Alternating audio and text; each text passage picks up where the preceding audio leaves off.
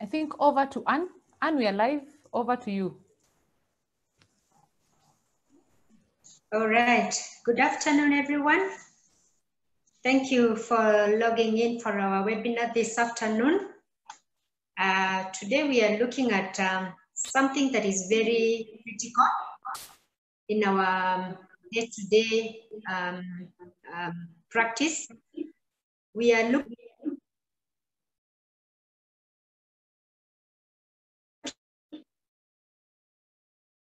presenter is Samuel Mwangi, who is an emergency and critical care clinical officer.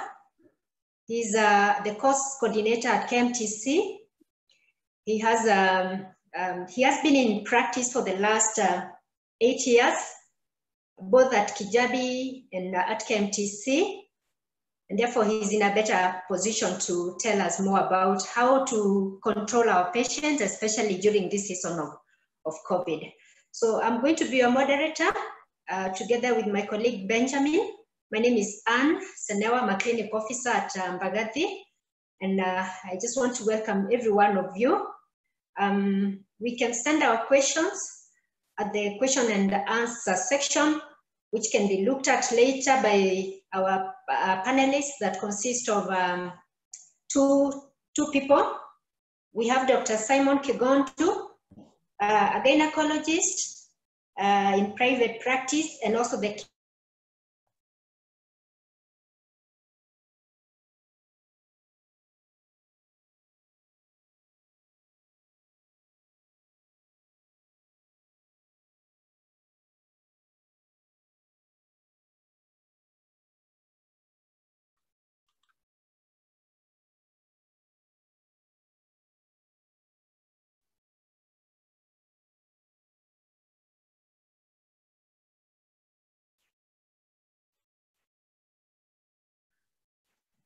Karibu Samuel.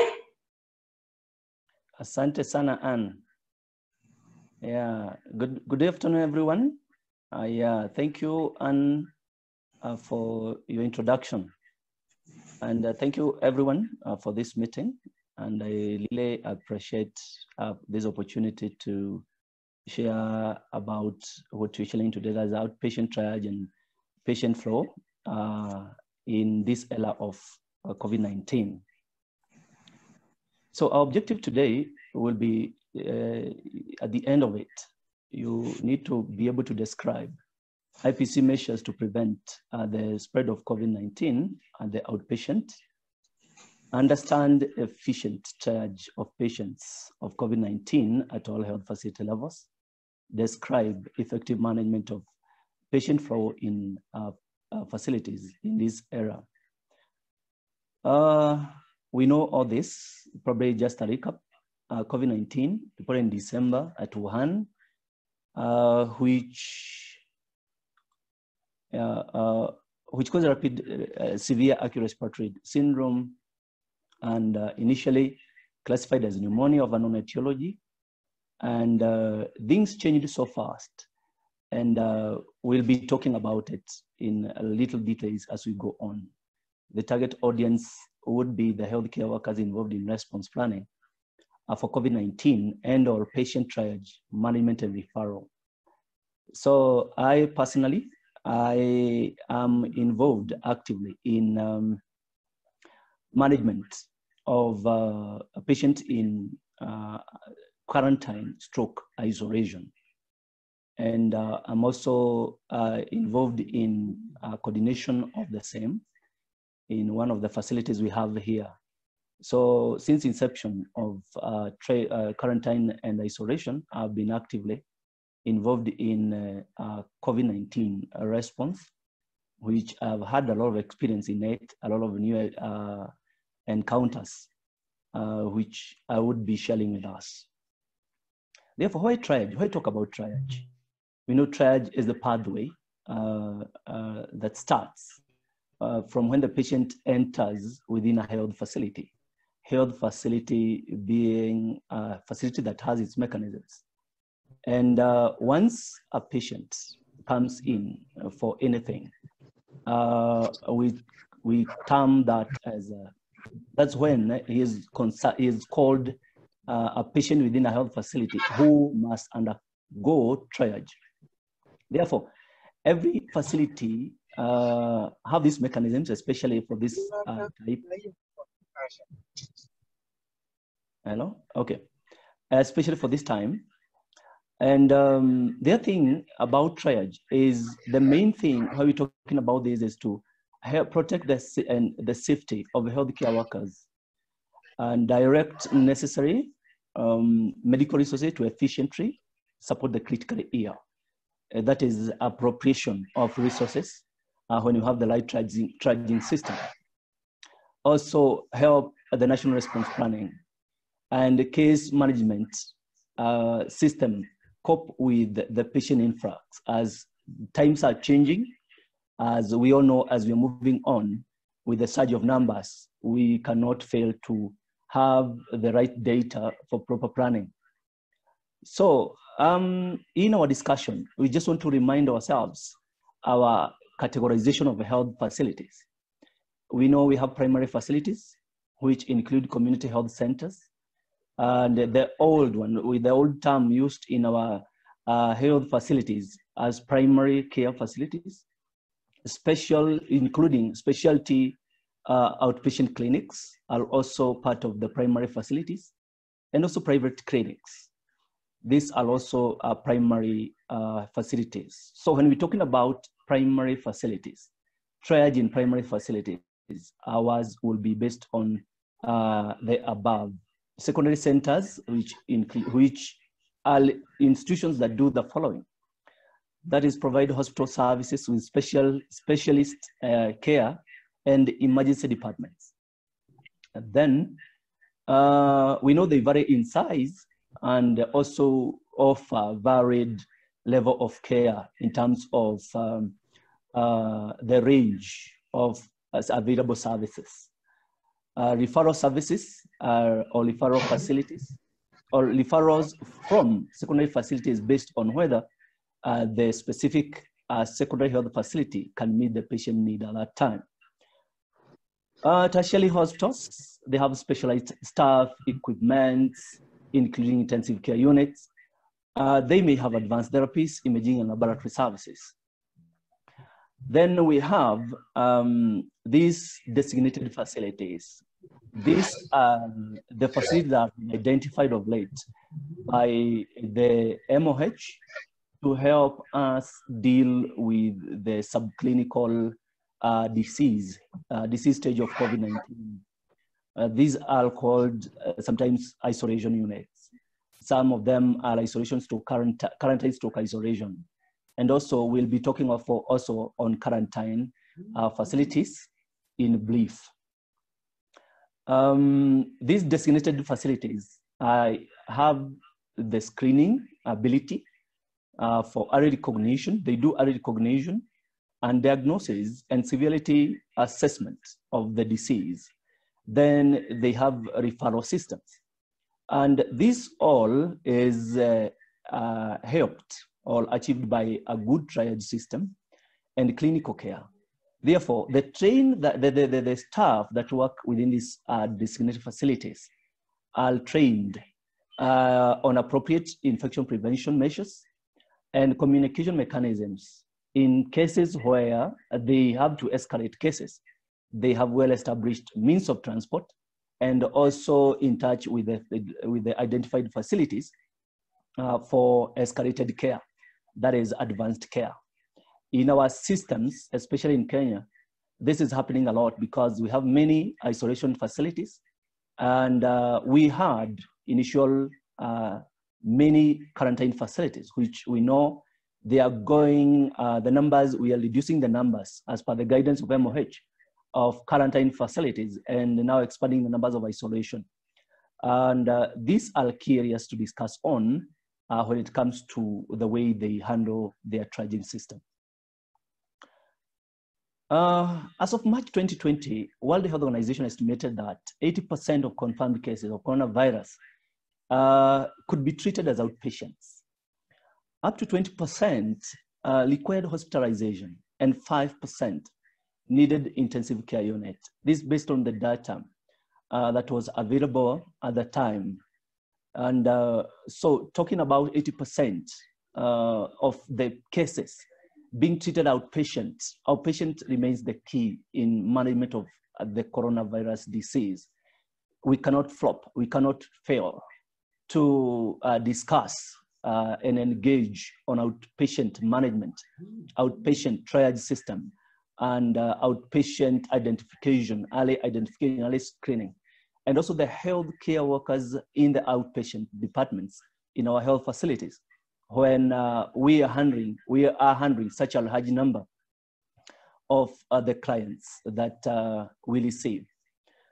The rate of severe, that is the 5%, we call them severe, critical and fatal cases varies depending on the location and age group. We know that children are asymptomatic, less than 5% of children are asymptomatic, and less than 1% get to critical care, while up to 60% of the elderly patients develop critical infections.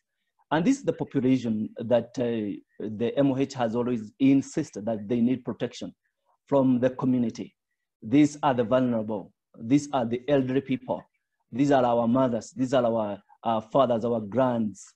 And we really need to identify them, and they need to be offered the right care when they come to the facility. At triage system, we need to identify them and accord them the appropriate care that is needed. Also, COVID-19 was declared an emergency of international concern on January 30th. We all know that, and also pandemic in March of 2020. Currently, this data may have changed, probably. We have over 16 million globally, and 661 fatalities. That is globally, with over 10 million recoveries. Kenya, over 18,000 for confirmed positive cases. Total recoveries about 7,000, and more than 300 fatalities. Transmission of this is likely droplets, direct and indirect. Initially, from the time that this was noted, we know it's a zoonotic disease.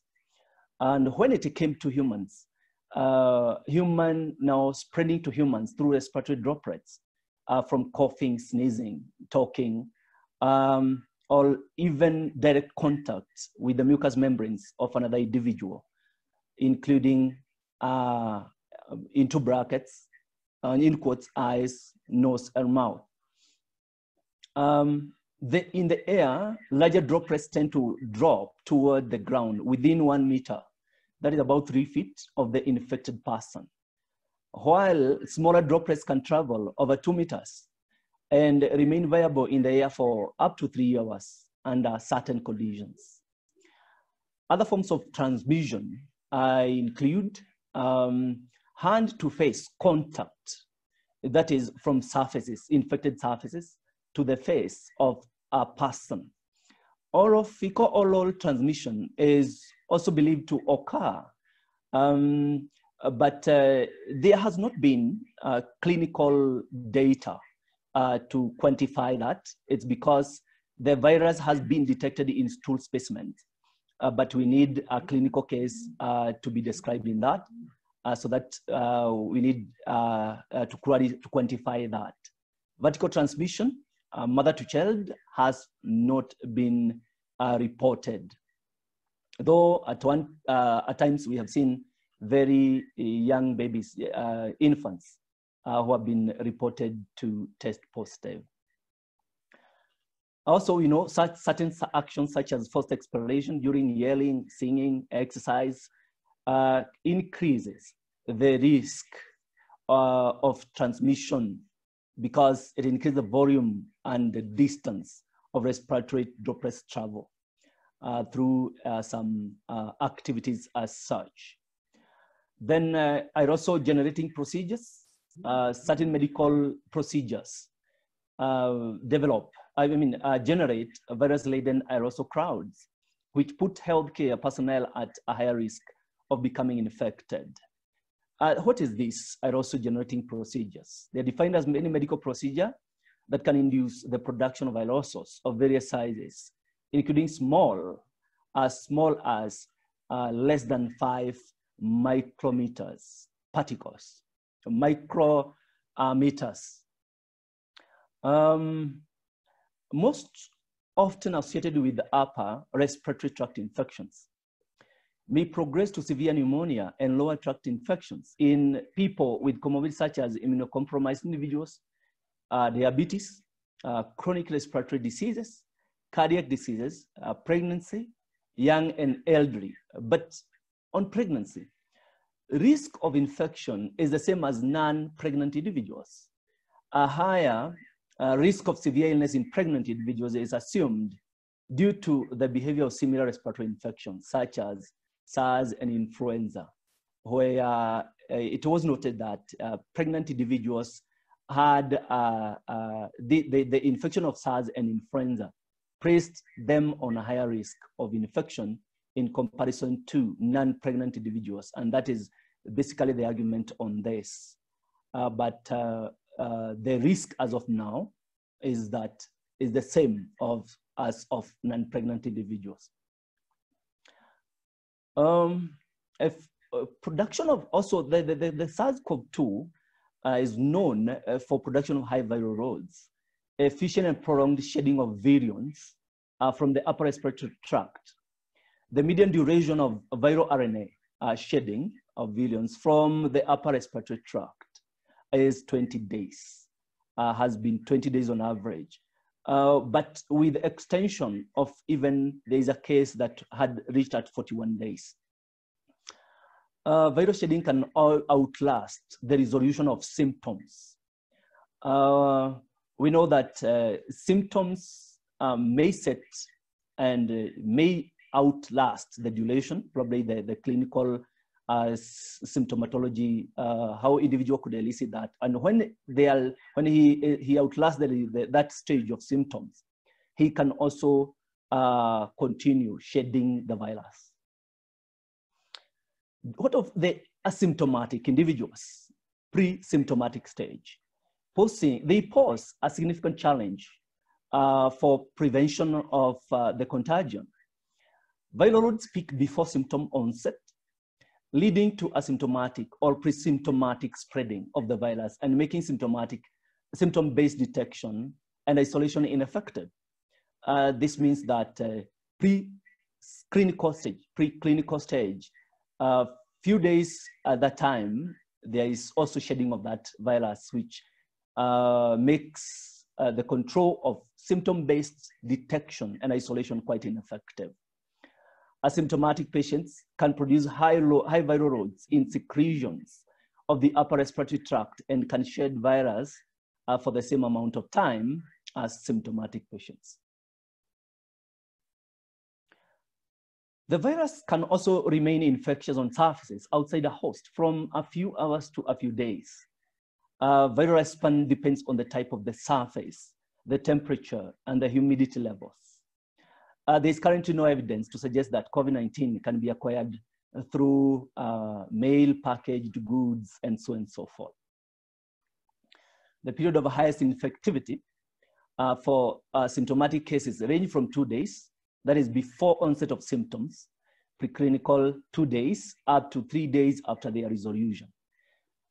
Exact limits are not specific. Probably they vary from individual to individuals.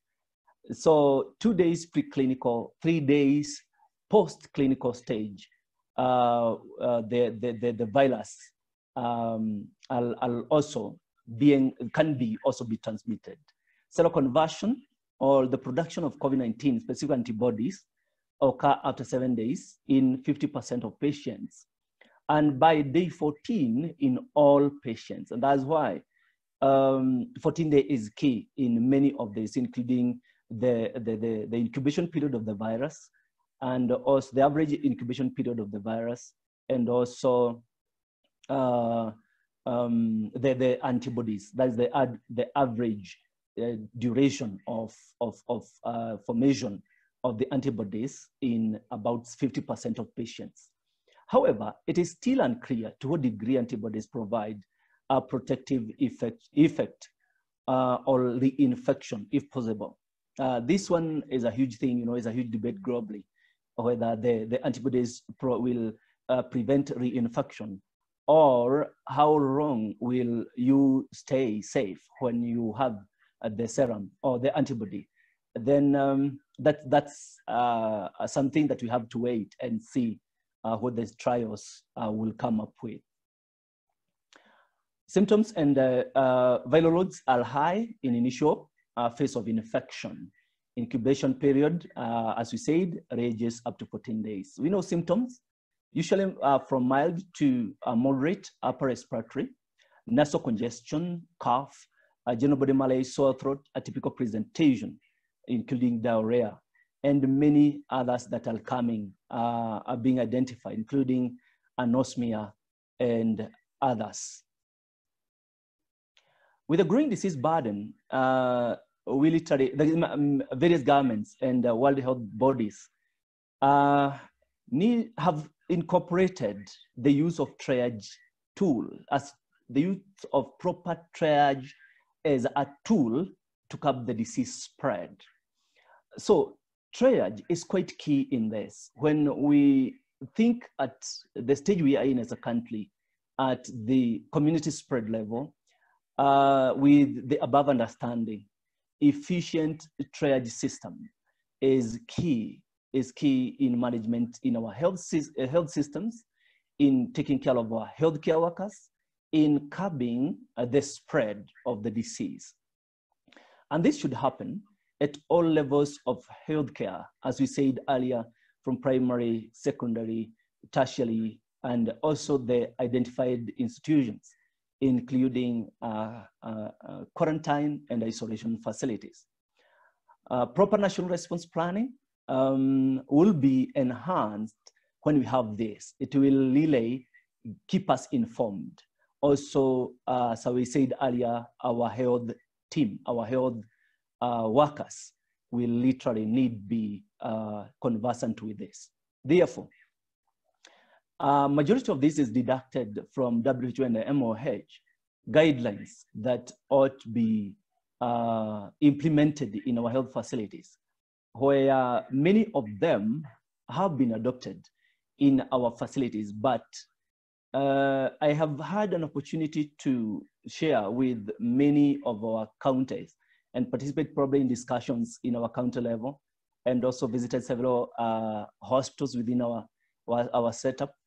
But triage is quite important and is a key thing that has been slowly being transformed to fit the time that we are in, that is a COVID-19 era. Therefore, we start by setting up a fully equipped triage area at the entrance of the healthcare unit, which must have thermometers, non-contact ones, hand hygiene stations, and all the necessary PPEs, in assumption that when we say necessary PPEs, we get to know it includes face mask, have face shield at or we protect our eyes and our face. And also sometimes, not always, we may need to protect our hands, probably with PPE. We may need to protect our full body, that is our gowns, our aprons, hospital dresses, and so on and so forth, from this infection. So when we're talking of necessarily PPEs, not necessarily the whole suit, not necessarily that, but we'll be probably differentiating them slowly by slowly. Then we need a support, the triage stations with trained staff. Training is key. Training is quite key in this battle. We cannot move on with an army that is not trained, because it's not an infection that is like any other infection. It's purely a different dispensation, and everybody, especially a healthcare worker, ought to be trained and upgraded with the necessary information that is forthcoming and that is quite straight. Also, training includes the healthcare workers and everybody working in the hospital system, and also our clients. Let me say also the information they have really matters a lot. Let me share one of the experience I had, Juzi, with one of my clients. I went to respond to a call for an isolated client. And when I reached there, he asked me, Dr. Ali, do you think COVID is real? I mean, that was absurd, a question. He is positive, tested positive. He has been isolated. And he just called me to, yes, air some grievances, which are of concern. And also he asked a question like, Dr. Ali, is it real? That opened up my thinking, and I was concerned a little. Why? Because this guy came actually from abroad and has taken to almost 3 months to get home. He is not yet home. And he is now positive. He is in isolation. He still thinks he is fighting with a question in his mind, whether it's real or not. So I really dug out the information he had so that I could really understand. And to my surprise is that he asked me, if you are telling us there is COVID, and you guys, when you test us, you are sending us in the rooms to go and sleep, to go and stay in the rooms. Then those at home, you are telling them now to stay at home and stay in their houses, to sleep in their houses. I mean, he doesn't really understand what it means. The clinical stages, the prodromal stage of a disease, the infection process, the literally could not connect as a layman in medical field. So that really opened my thinking, and asked myself, really, are we approaching this fully armed with the necessary information? If the whole debate in the community, people are still arguing on whether it's real or not, then we really need to get to STEM at the right place. And that is the information we need to disseminate to the layman in medical field out there.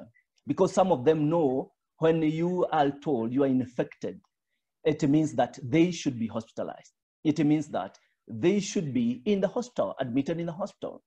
It means that they are sick.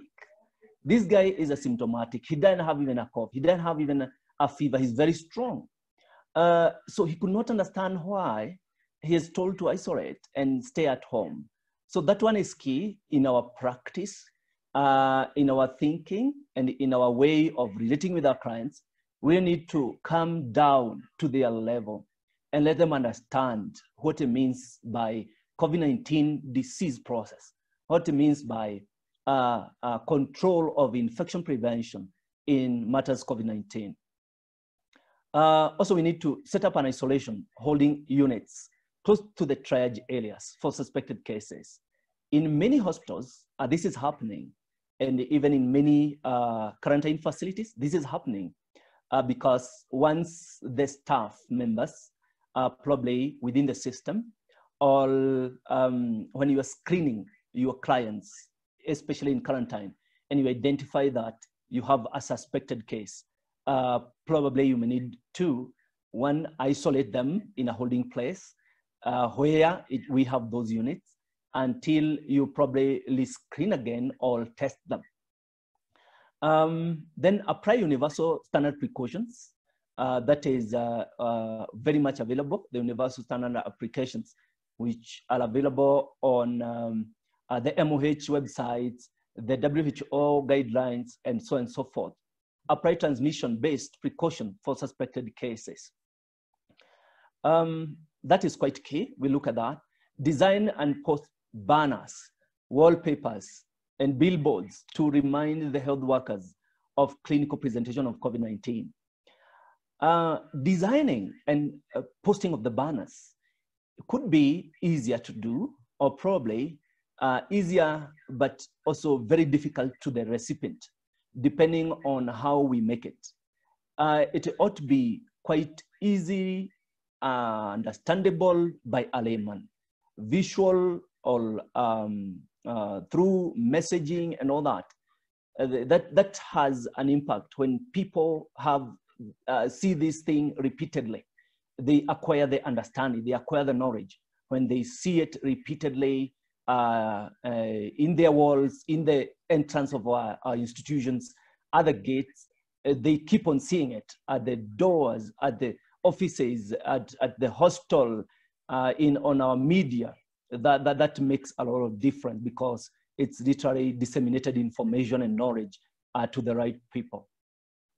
What of these isolation holding units? The main goal is to avoid accidental release of pathogens into the larger space and open facility. Remember, this is also protecting the healthcare worker and other patients. That is quite key. You cannot just mix someone who you identify at the gate with high fevers, 38 plus, or low-grade fever, and probably with symptoms. You cannot just let that patient mix with other patients unnecessarily. The negative air pressure is created in the patient's room. This is a starred thing. It is difficult for many healthcare facilities in our systems. This is not achieved at all. Probably the upcoming facility and private facilities could probably be able to set up negative pressure in these isolated areas or in holding places, but it's not well achieved in our setup. So instead of having none of the above, you'd rather have the holding place with free air circulation rather than having none, because some of the facilities really working towards this, but we are yet to achieve there. Unnecessary entry of the staff in the room. This has to be regulated. This isolation holding unit does not mean that every staff is come in and go. Whenever you are serving in the hospital, you don't need to have a lot of staff access there. Every critically ill patient arriving with the evidence of respiratory infection should be considered a potentially infected SARS-CoV-2 until ruled out.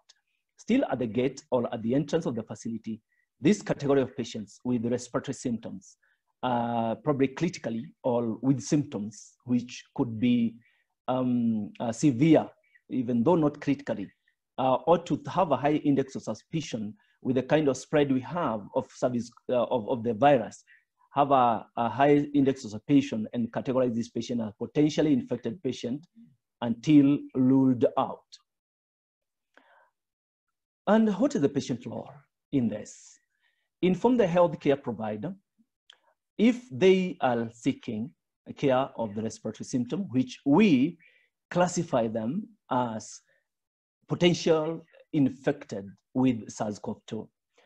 They should also wear a mask during transport and triage, or through, I think, even from the community to the transport system and the triage system, the triage point, the first triage point of the gate, they should have a mask. And if they don't have, it should be provided to them. Notify the registration clerk about respiratory symptoms. This one need to come from within our system. The patient will not come and with the understanding of this. But when we have armed our teams at the gate, that this is the information that the patient ought to give, it will come and it will come out and it will be very effective in triaging at the first contact with the health facility.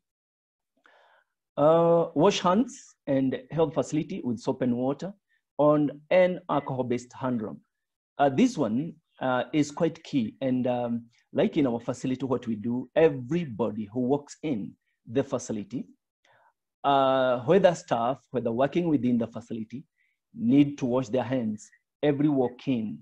If you are in your vehicle and you are entering the gate after screening, during the screening, you ought to hand rub with an alcohol-based hand rub.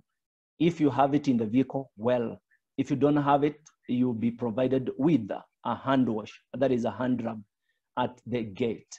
But I have also to be clear on this, that our hand sanitizers are alcohol-based, about 70% and above of the content. They are effective, but they don't work on dirty hands.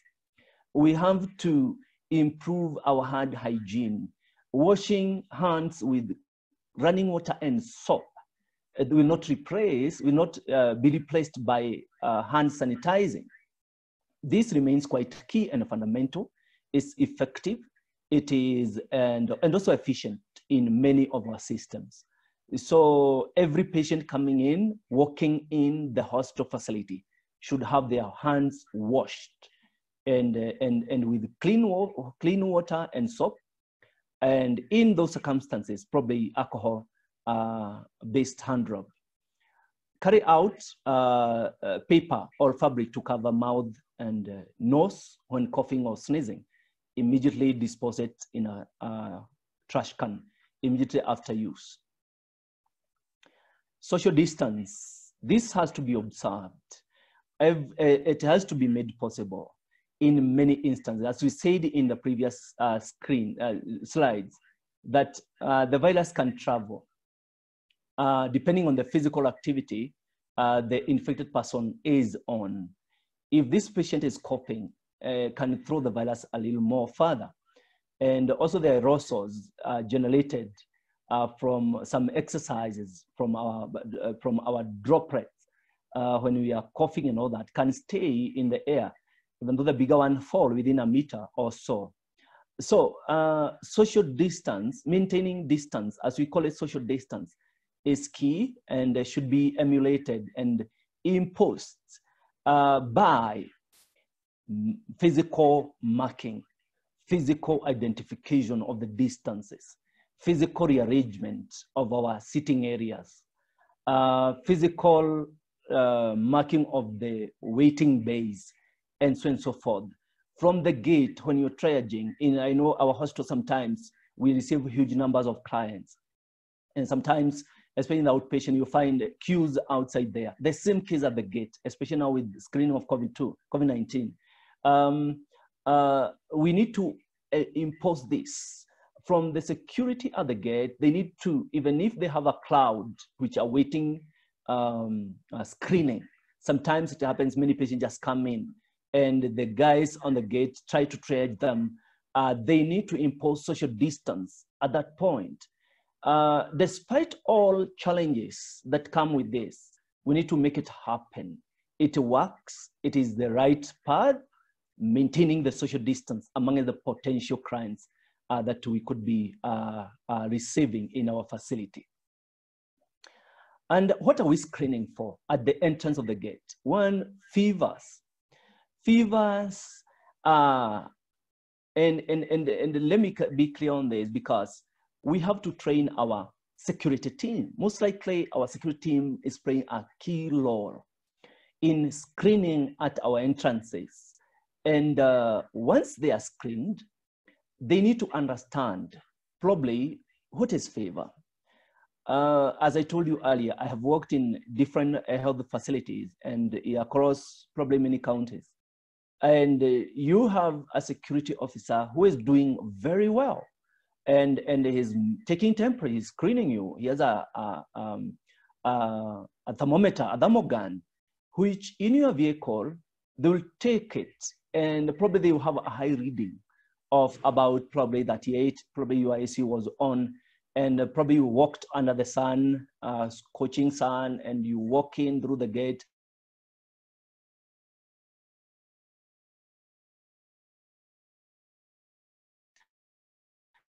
You a higher reading of temperatures. You need to define what fevers mean to the security team, what low-grade fever means, what 37.8 means, what 38.5 means, what 39 means. When that thermogun is faulty, I mean, we cannot have our kin with 34 degrees. This has happened. We have seen the records. Some people were recording some time. We saw recorded 34 degrees of patients who are termed to be okay. I mean, we have to be sober on all these measures that we are putting on. They have to be really looked into with a lot of understanding. And the people we are using, or the people who are there to do the screening, they should understand this, and probably under the supervision of the clinical team, because this data need to be generated and analyzed, probably reviewed, and we need scientific data that can have a meaning in our health systems and to change our mindset and our practices. So this is key, and is an area that there's wide room for exploration of association of screening of the symptoms with the infection of the disease. Respiratory symptoms, when we say respiratory symptoms, means easy to everybody here on this webinar, but doesn't mean that it means the same to the security people, to everybody else who is helping us within the systems. So need to be, education is key on this. History of contact with the COVID-19, also at the entrance that need to be identified. History of travel to an affected country. Nowadays is purely history of travel from any part of the world. And close monitoring of suspects or contacts for at least 14 days. All these guys who have been identified are identified as suspected cases, and they need to be closely monitored for at least 14 days. What do you do if a case is suspected at the triaging system? One is safety.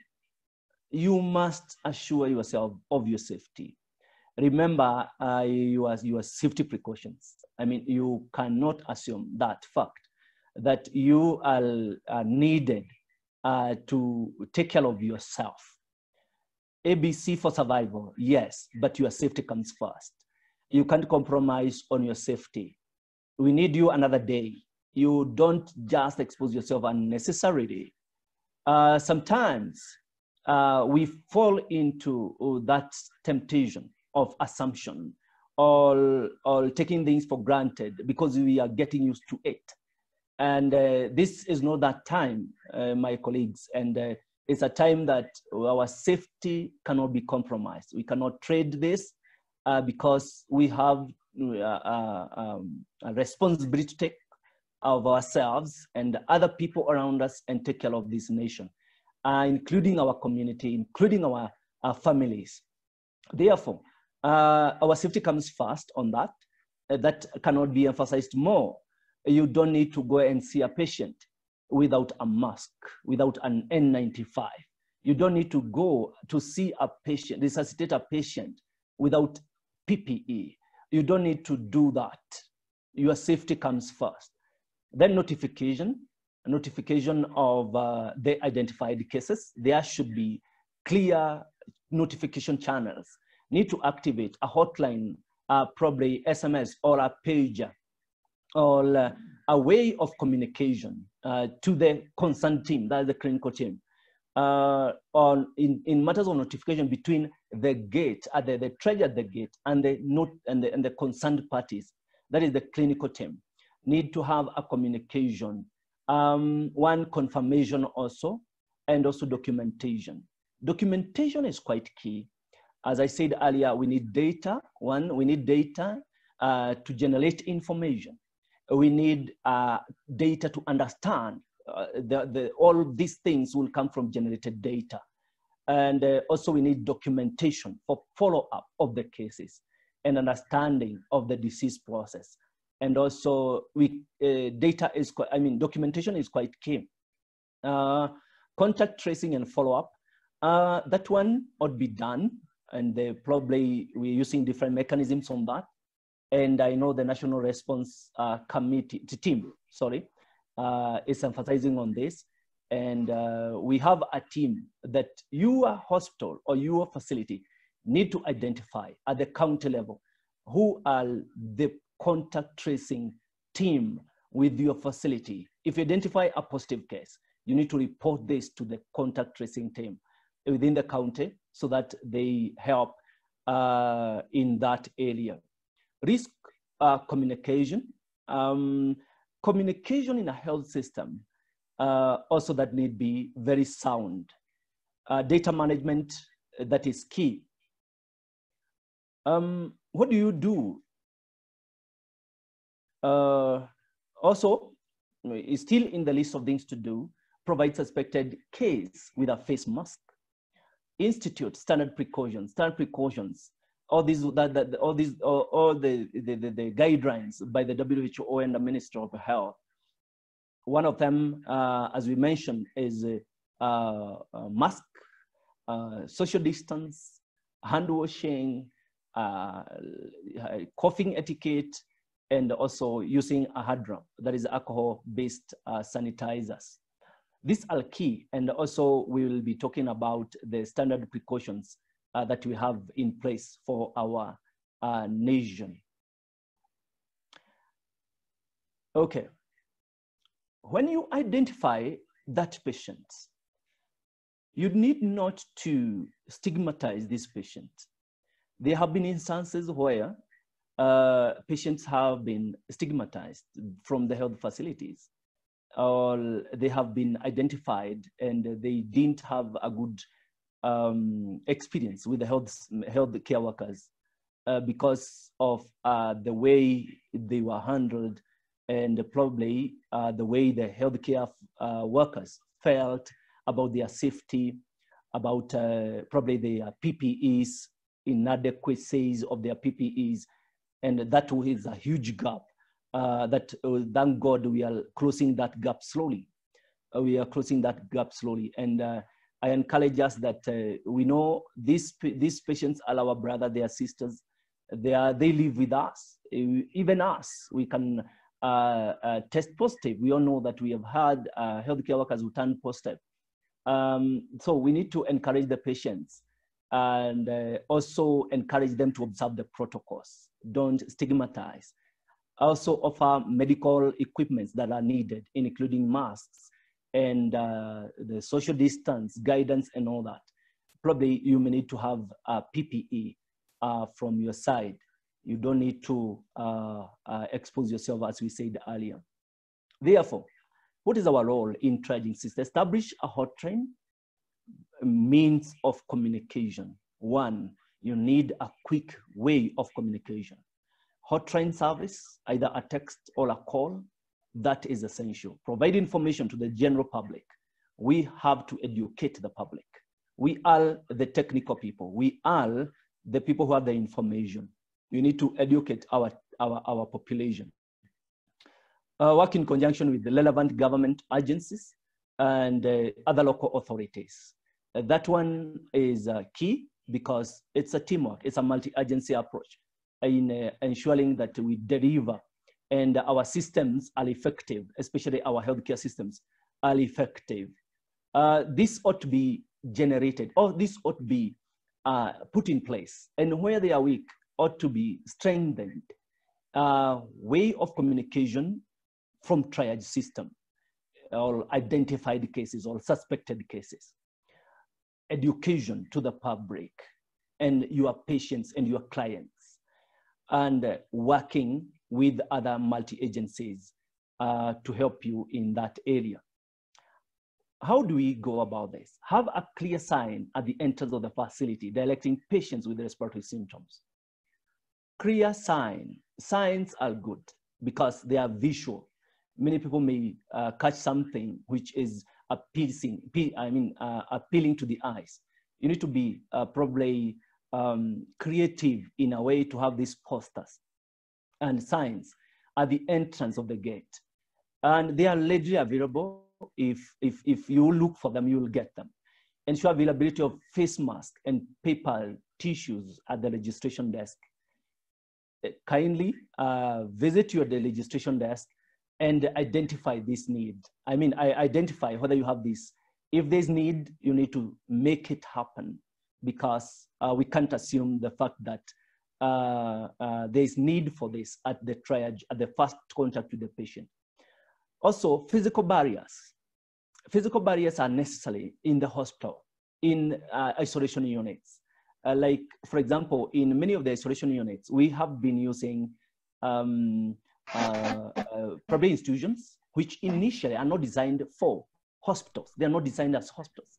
Probably they were teaching institutions, and being changed to isolation and accommodate the sick in this manner of isolated clients. Remember, these people will keep moving on, probably in and out. They have their needs. Probably they need to talk to the healthcare givers. They need to talk to the security team. They need to talk to the service providers. Sometimes you find them, they need to get out of that room, and that is okay. But we need to have a clear direction. Up to where should they not go out? Up to where are you controlling the positive cases? Up to where have you placed the physical barriers? Physical barriers are quite key. Then, as we said earlier, hygiene status cannot be emphasized anymore. It is key, it is basic, especially in our facilities. And also visual alerts at the entrance are good. Dedicated clinical team for physical evaluation of all presenting patients. That one is necessary so that they do a clinical triaging.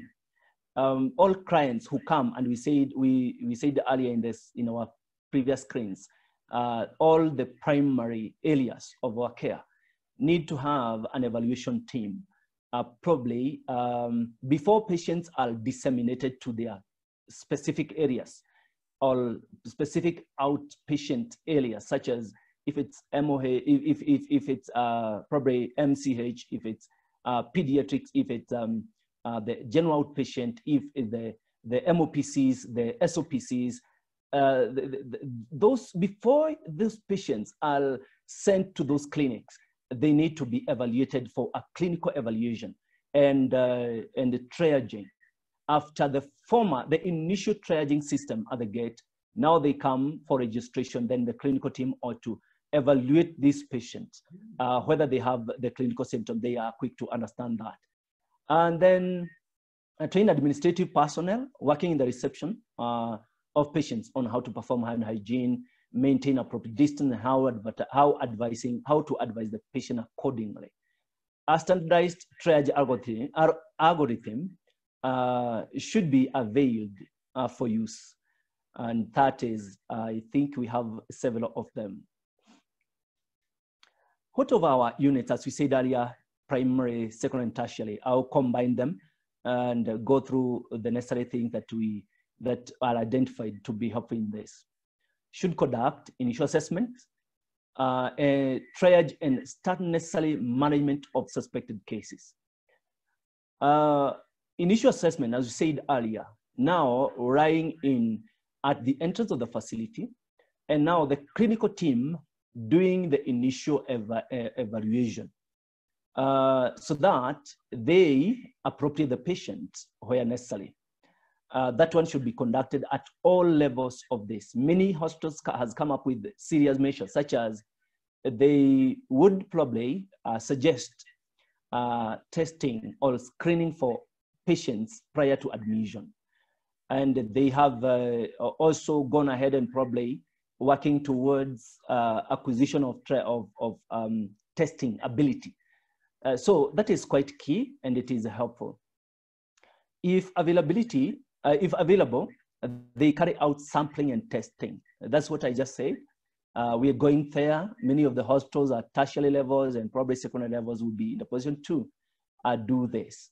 Triage and referral decision depend on the existing resources, local ethical consideration, and patient acceptance to referral.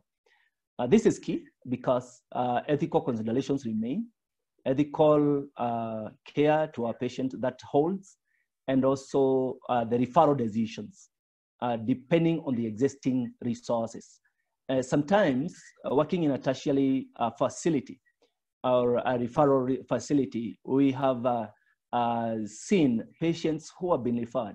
because the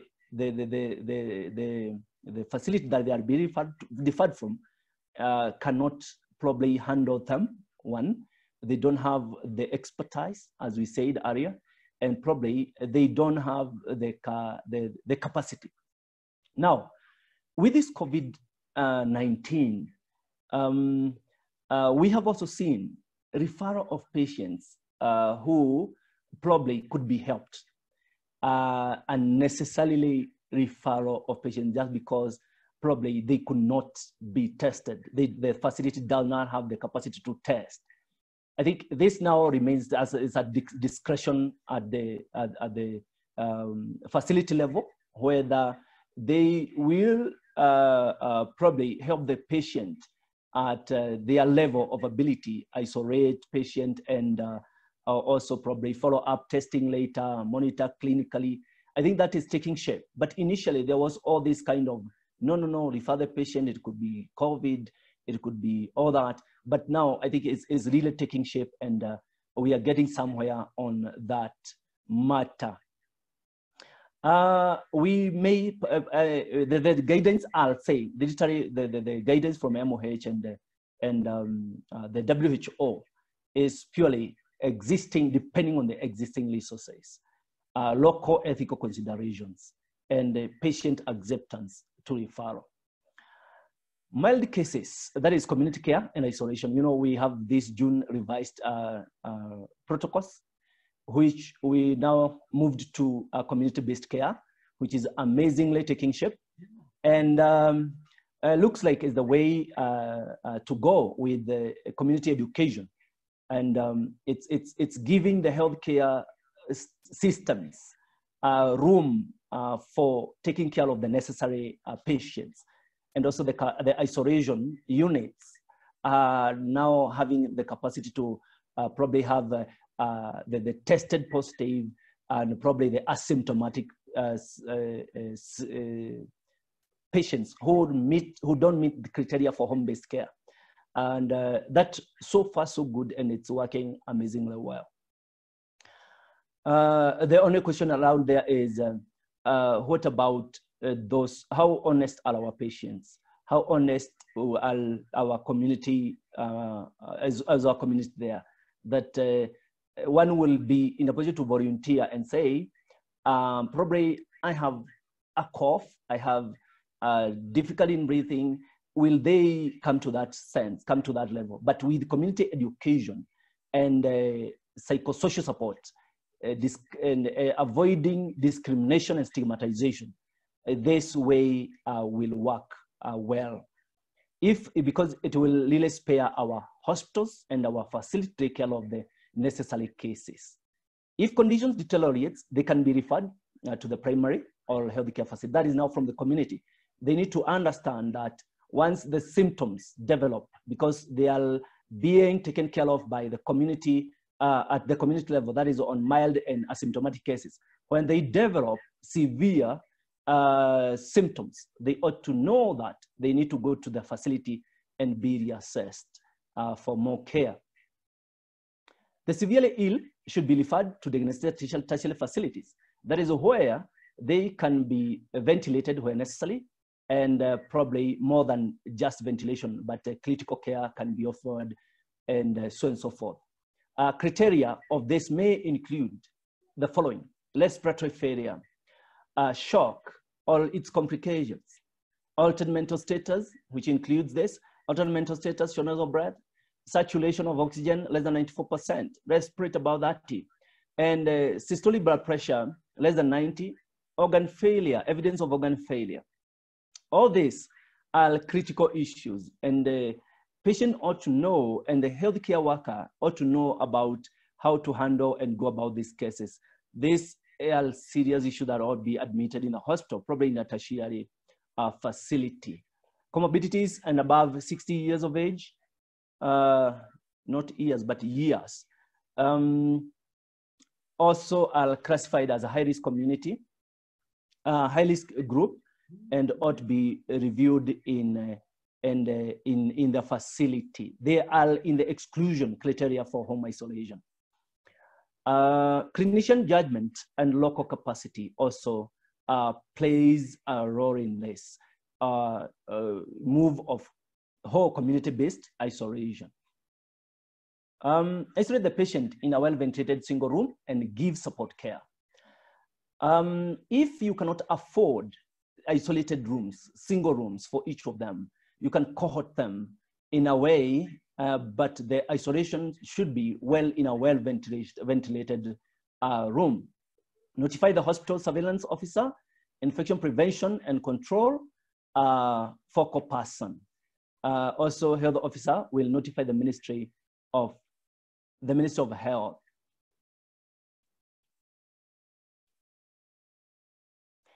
Also, adherence to IPC protocol is a key.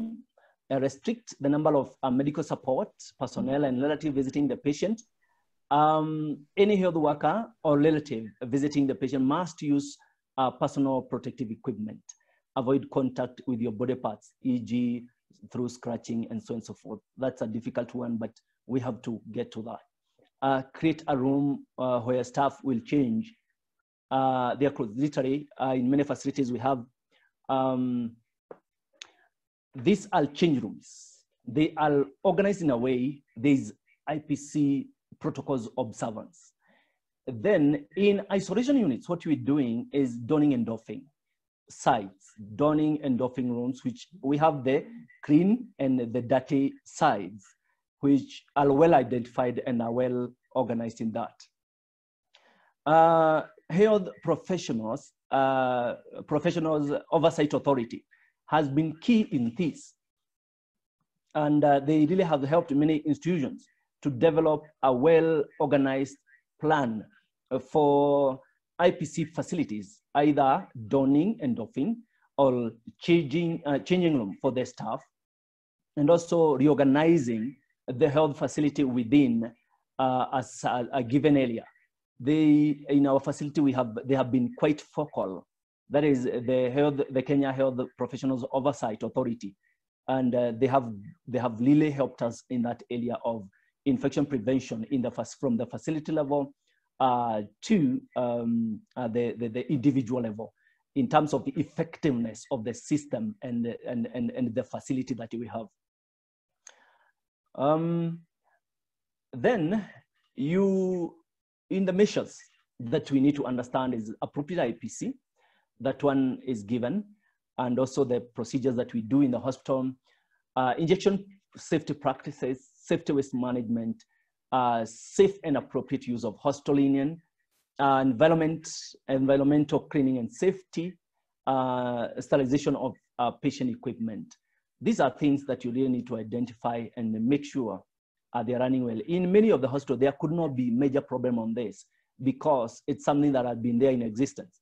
But in many new isolation facilities, probably quarantine facilities, and also now home-based care, where there is production of waste which is infectious, such as masks, which are infectious because we have positive people in the family, and they are producing this waste. These are areas that need to be well articulated for your identified clients. Either from the gate at the entrance of the facility, you must make sure you have a good waste management protocol and the safety of everybody, including clients, including the healthcare workers, and also at home, those patients who are isolated at home. I think this one we have touched already. And also droplet precaution. Remember the 1 meter distance apart, encourage suspect patient COVID-19, and also healthcare workers must wear the necessary equipment. Okay, let me talk a little more on aerosols.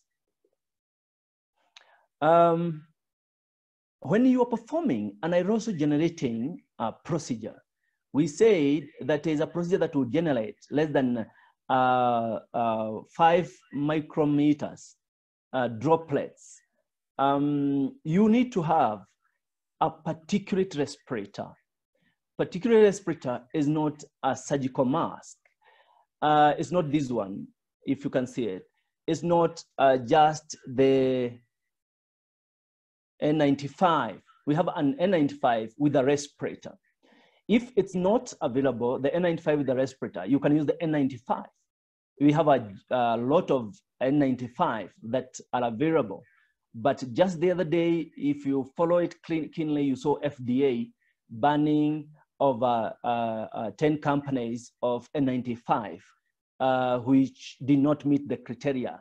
Surprisingly, looking at the document, many of the banned companies of N95 production had a filtration efficiency of even less than 20%.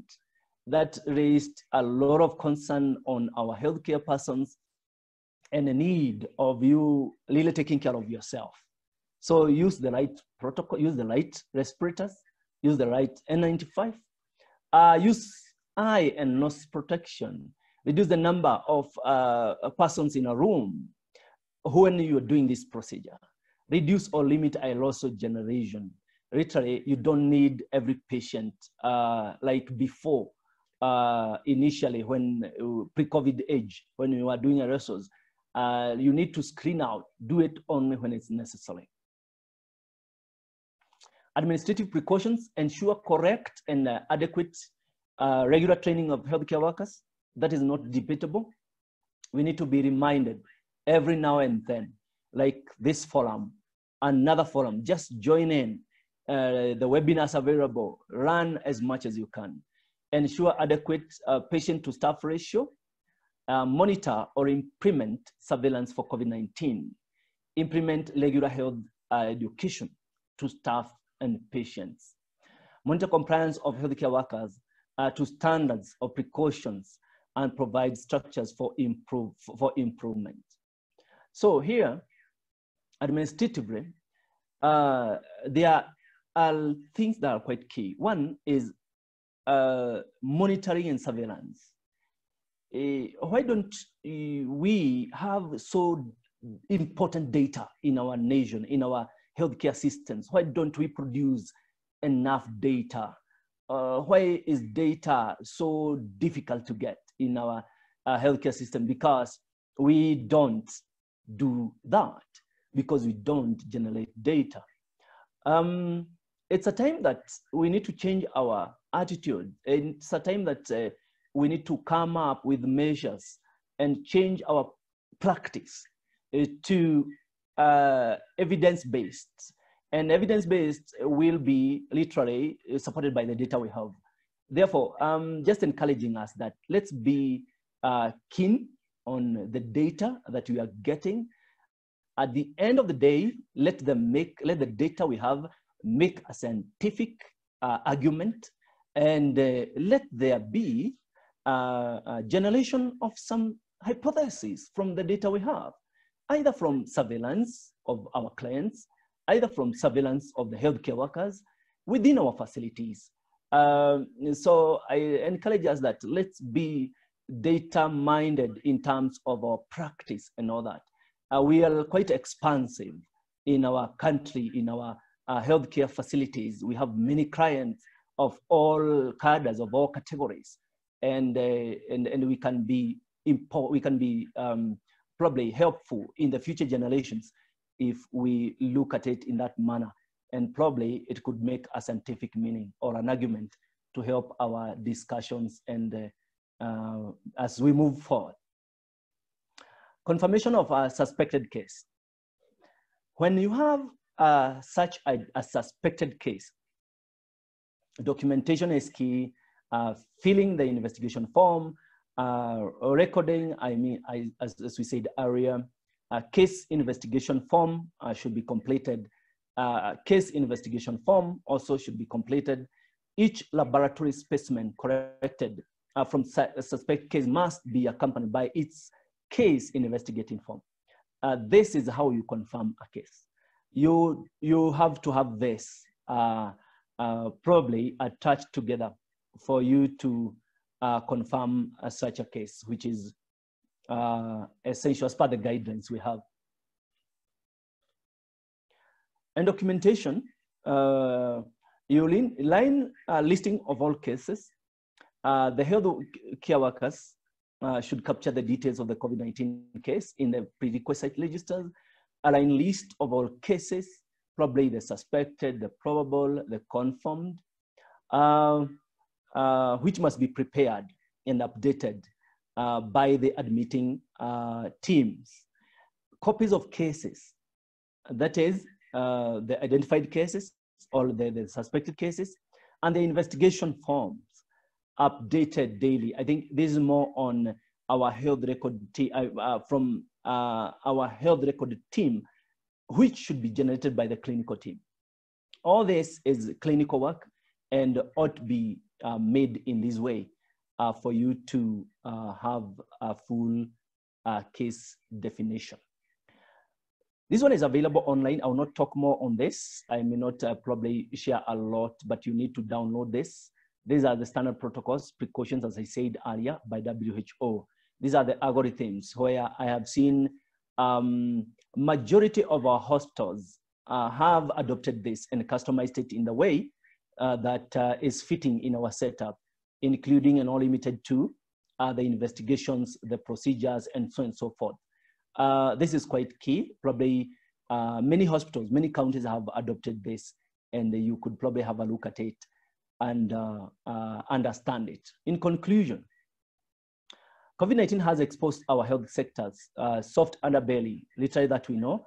It has brought to the light gaps and critical needs for better healthcare systems, trained emergency and critical care personnel, occupational health and safety, community education outreach. Let me dwell more on trained emergency and critical care personnel, because I'm one of them. I'm in emergency and critical care. And there's need for us to have this. I think the current people who we have at the level of clinical officers trained in emergency and critical care, we have 24 people who are registered, who have qualified, there are training, and they are spread over the country. And these people are doing an incredible job, including triaging, including responding, including running our emergency departments and ICU departments. These are teams that cannot go unnoticed in such a time, and they have a lot of knowledge in this matter. Therefore, this need for our ICU enhancement. ICUs, we all know that it has been a burden to the country. It has been a burden to the nation and to our taxpayers, because at the end of the day, you find that the cost of running an ICU is high. The cost of the equipment in ICU is very high.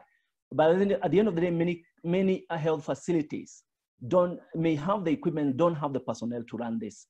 So it has really exposed the need for us training in emergency and critical care personnel. These are training, these are training, as I said earlier, been established some few years ago. Key point is it's offered to the clinical officers majorly at both the medical KMTC, that is here in Nairobi campus, and also at AIC Kijabe Hospital. We know that this is happening, and currently we have 24 graduates spread across the country. They're working in counties and other in private hospitals. Some of these counties include Kakamega, PGH, Kilifi, Samburu, Nyeri, Turkana, KNH, KMTC, Tenwek, Kijabe, and Chogoria. If we sample out that this is where we have clinical officers trained in emergency critical care are in, you can see they're just less than 10 institutions. And this is probably 2 or 1 person per institution. There's need to remember that we need people trained in emergency and critical care. Our emergency departments, it is known that if you land in a casualty in an emergency department of a facility, it's either you make it or you don't make it, depending on who lands your hands on you first. Because many people or many healthcare workers are not formally trained on emergency. And I can't emphasize more that the need of this is now. It is literally known as ECHO, that is abbreviation for Emergency Critical Care Clinical Officers, and ECCM. ECCM is the word we use, is the initial we use here in KMTC, standing for Emergency Critical Care Medicine. Is an 18-month higher national diploma course. Purely, these the ECCM and ECHO means the same thing. Registered by the COC, mainly targeted to clinical officers, and current there are 27 students in training, both here at KMTC and at Kijabi. We have 27 students who are in the process of training now. The course applies an apprenticeship training modality. Apprenticeship means is more hands-on training. It's more hands-on, though there's vigorous training, theory sessions and all that, but more apprenticeship modality applies to this type of training. We know their scope of work is work in emergency department as a primary caregiver, work in a multidisciplinary team as primary caregiver, and also in critical care areas, including ICU, HDUs, teach and supervise other clinicians, the areas of advanced life support, lead and participate in rapid response teams aimed at quick assessment and stabilization of critically unwell patients, including resuscitations. Leadership management roles within critical care context, and supervising clinical care in both emergency and intensive care departments within normal oversight, and also leading the clinical team, provide management oversight to critical care areas of hospitals, including the human resource and financial management. Also, key thing is about research with this cohort, with this type of training. They are trained on advanced life and critical care support to all, they teach and train to all cadres of medical staff, and taking care of patients who are already into, ventilated, and they initiate training and initiate management and run management in such setups. Their clinical skills include the above, which I'll share this probably through the mail to the host. Therefore, are we prepared as a country or county or a health facility for this pandemic? Is your health facility prepared? Are you yourself prepared? Are our healthcare workers adequately prepared? Do we have all the necessary outpatient triage and patient control protocols? What's the takeaway message from this webinar? And that is the end of my presentation. Thank you so much. I welcome any questions. Thank you. Thank you. Thank you so much, Samuel, for that elaborate presentation. If I've taken anything today, is that triage is very important because it acts as our first line of defense. We can ensure that we are safe, even as healthcare workers, if we do our triage well, from where our patients come from the entry point to the point of care. It's very necessary.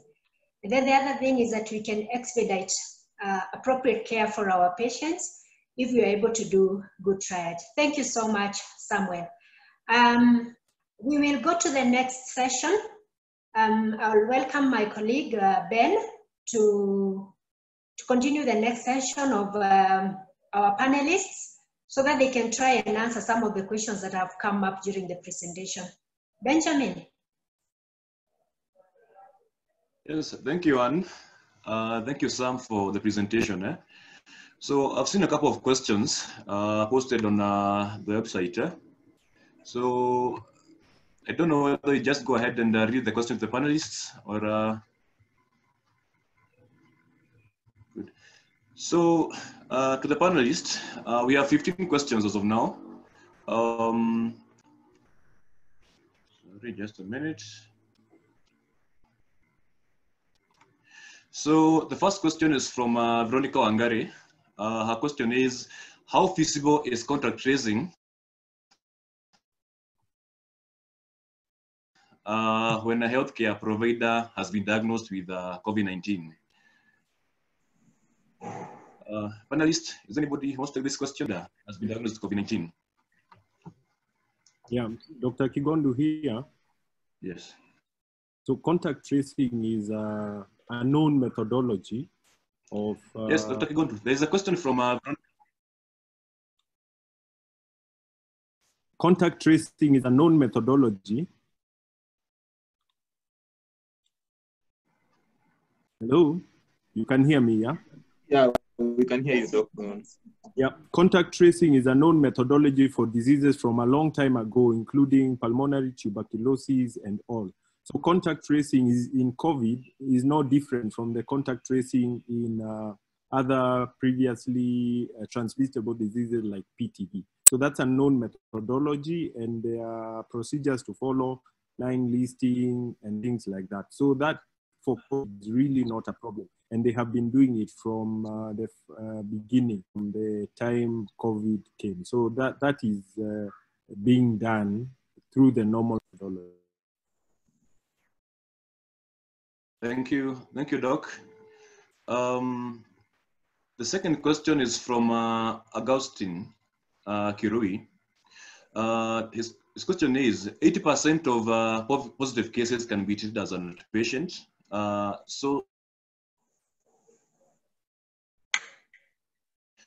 However, I know of a positive case who was taken by the government for isolation. Does it mean the government not practice as per the recommendations of WHO? Maybe some you can answer this one. 80% of positive cases can be treated. Know of a positive case who was taken by the government for isolation. Does it mean the government does not practice as per the recommendations of the WHO? Sam, maybe you can answer that one. Yes, I can answer that. All these patients who have been tested positive, and it being that we are now doing the community isolation, at home-based isolation, there is a criteria for that. If anybody does not meet the criteria for home-based care on isolation, he is taken to an isolation, to a designated facility, as we said earlier. So there is a document, as I said earlier, for the home isolation protocols by the MOH, June edition. It's good that we get it and get to understand the protocols for isolation based on home-based care, and also isolation on designated government facilities. So I think this patient did not meet the criteria for home isolation. Thank you. Thank you, Sam. The next question is from Patrick Masharia. His question is, has temperature monitoring been effective in curbing spread and transmission of COVID-19, bearing in mind the symptomatic cohort? Maybe one of the panelists can take Patrick's question. Has temperature monitoring been effective in curbing spread and transmission of COVID-19, bearing in mind the symptomatic cohort? Yeah, that is a very good question. And as Samuel said, more research needs to be done. A lot of questions are being asked about the thermal gun and whether it is really able to measure the temperature of a client, non-contact.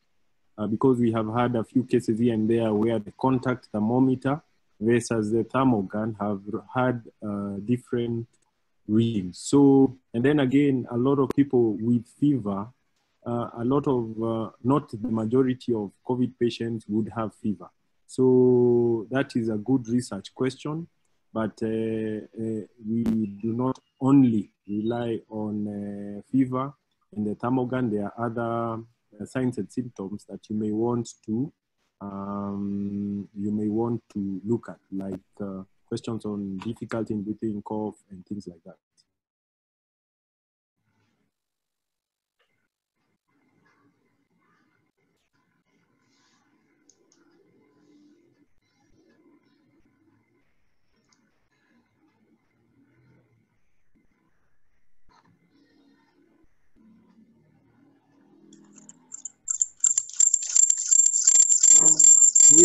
Ben,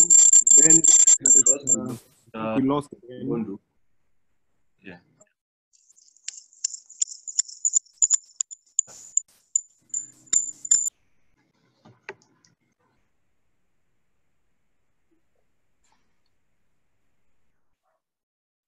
I think we lost Doc a bit.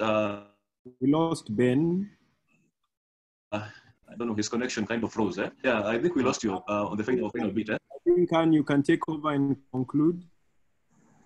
All right. Yeah, I think most of the questions have been answered.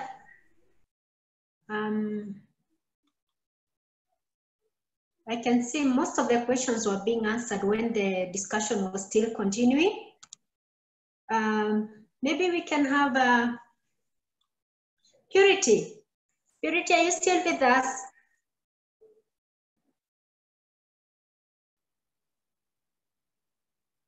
Purity.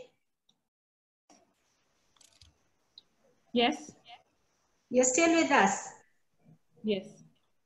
Are you able to answer any of the questions? There's somebody who has asked whether we have a negative pressure in K2LH. Yes. That we do have, and it's in good working condition. All right. Okay. I think we are good. I'm not seeing any more questions that have not been answered. I will hand over the meeting to our host, Jemima Kibira, maybe to continue from there.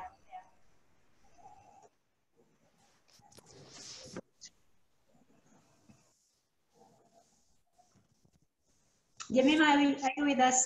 Okay. Yes, I'm here, Anne. Thank you very much. That was a lot of learning that you have received from the team.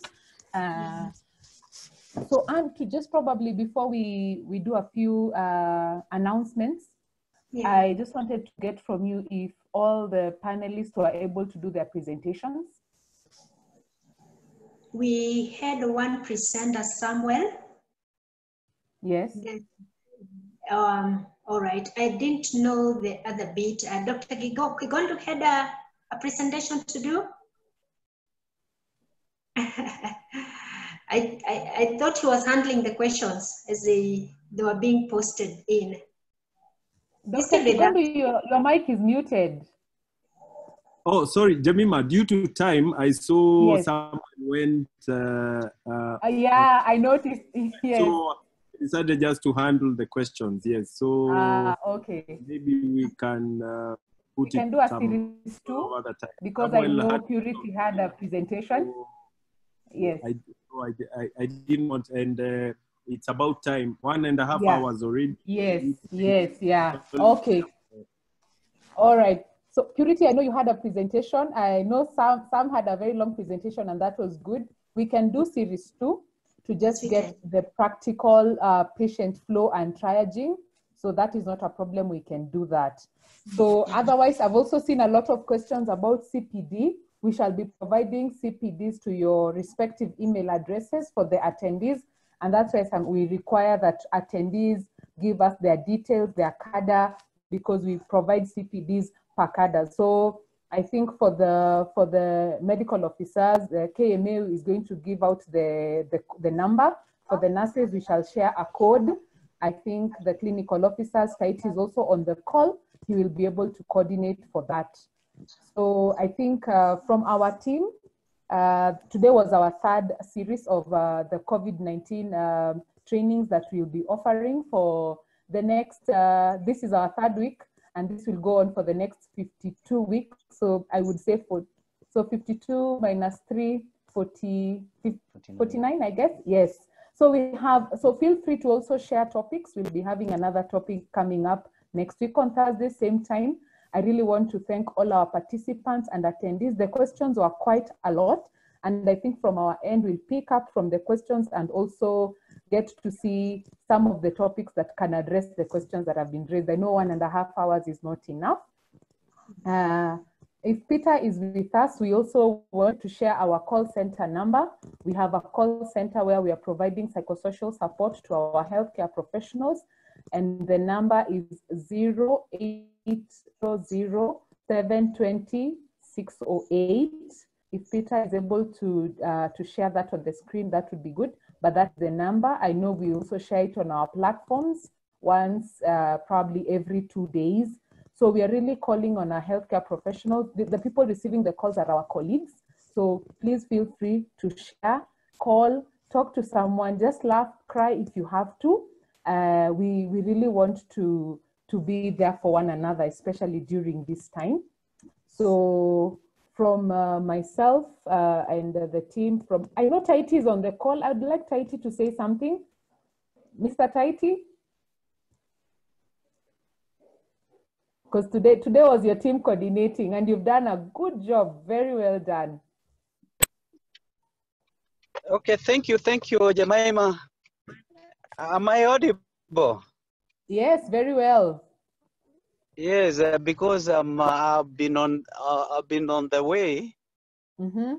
I've been on the way. I was driving from Meru, but I've been able to listen to what has been discussed, and I want to most sincerely thank all the participants, all our health workers in Kenya, because this is aimed at making our lives better, and especially at this time of COVID. And I'm happy that we are all responding positively, and especially to this training. I also wanted to thank most sincerely the presenter, Mwangi, who is a clinical officer and a trainer with the ECHO, that is emergency and critical care, which is a very, very important program. I know even the nursing profession has emergency and critical care. And even the medical officers. And I think this is an area we really needed to put emphasis on. I also wanted to request our members kindly let us take advantage of these trainings, which come every Thursday between 2 p.m. and around 4 p.m.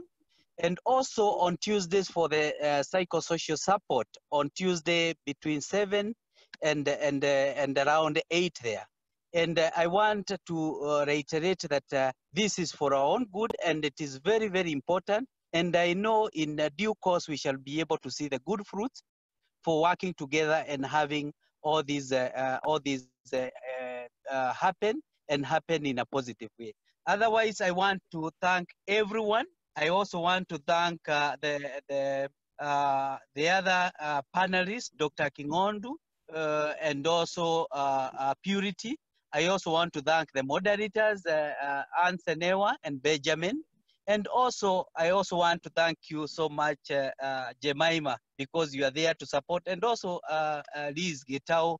And I know this has been, it is a teamwork. Otherwise, it could not happen without all supporting. Otherwise, thank you so much. And I have really also learned a lot from that presentation. And I want to say this is the way to go. Thank you so much, and have a nice evening, everyone. Thank you a lot, Mr. Taiti.